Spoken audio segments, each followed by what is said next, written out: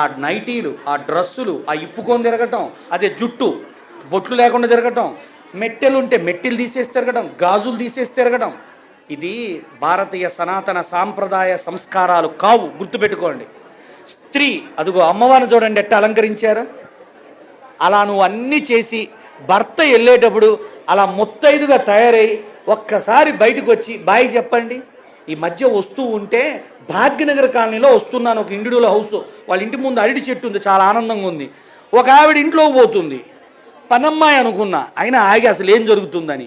ఆ ఇంటి యజమాని బండి మీద వస్తున్నాడు ఎదురుగా, అంటే భార్య ఎదురు వస్తుంది, నైటీ మీద బొట్టు లేకుండా జుట్టు వదిలి. నువ్వు పనమ్మాయివా, దెయ్యానివా, భూతానివా, రాక్షసివా, పిచాచివా? డ్రెస్ వేసుకోవడం రాదు, బొట్టు పెట్టుకోవడం రాదు, 3 పాయలు వేసుకొని నిన్ను జుట్టు చక్కగా ఇస్తే బ్యూటీ పార్లర్లకు పోయి 500 ఇచ్చి జుట్టు గీగించుకుంటారు. మొన్నేమి ఇంత కోస్తివి, నిన్నేమి ఇంత కోస్తివి, చివరికి ఏమీ కొయ్యడానికి వీలు లేకుండా మొత్తం దించుకుంటేవి.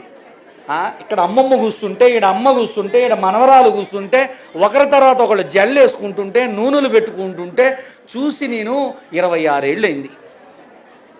ఏమంటే అర్థమైందా? ఇప్పుడు ఈ మధ్య ఫంక్షన్లో కాస్త గోరింటాకులు పెడుతున్నారు, రాబో రోజుల్లో జల్ల కూడా వేస్తారు. అర్థం కాల మీకు? నూనె పెట్టి జల్లు వేస్తారు ఇక ఫంక్షన్లలో.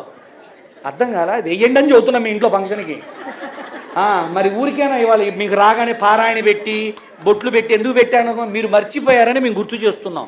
మీరు ఇట్టనే మర్చిపోయి జల్ల లేకుండా వస్తూ ఉంటే మా అమ్మలో 20 మందిని బయట పెట్టి టేబుల్ కుర్చీలు పెట్టి జల్ల కూడా వేసి లోపల పంపండి అని చెబుతుంటా. అర్థమైందా?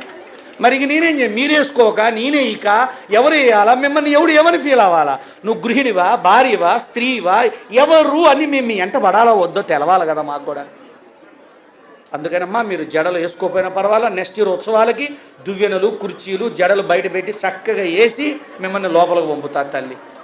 కాబట్టి అమ్మా మన సంస్కృతి సంబంధితమైనటువంటి ఆచారాలు ఇంట్లో పాటించండి, ఊరికే అలా తిరక్కండి. అమ్మా నీ ముఖాన బొట్టు లేకుండా నీ భర్త కూడా చూడకూడదు, నువ్వు అద్దంలో కూడా చూసుకోకూడదు.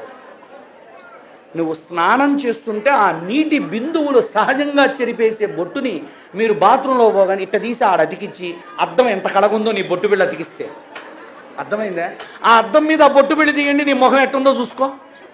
కాబట్టి తల్లి ఎప్పుడు మీ చేత్తో ఈ బొట్టుని అనకండి, బొట్టు బిళ్ళ తీయకండి, క్యాన్సర్ వచ్చే పనులు చేయకండి. తల్లి చూడు ఎంత చక్కగా బొట్టు పెట్టుకుని ఎంత బాగుందో ఇక్కడ, అన్నపూర్ణాదేవిలాగా చక్కగా సౌందర్యవతిగా, రూపవతిగా, సాంప్రదాయవతిగా కూర్చున్నావు. రండి, గుళ్ళకు వస్తుంటే నేను అదే చూస్తున్నా. మొన్న ఒక ఆమె వచ్చింది, మా యాంకర్ గారు, మీరు కూడా ఏమనుకోకండి, జుట్టంతా వదిలేసింది, నాకు దండం పెట్టింది. పెట్టేటప్పుడు ఏం చేసిందంటే ఆ జడంతా నా కాళ్ళ మీద రుద్దుతూ ఉంది. మగముండా కొడుకు నేనైనా ఏం చేస్తాను చెప్పండి అనుకున్నా ఒకసారి. అమ్మా అని కదా, తప్పమ్మా, జడలు పెంచుకోండి.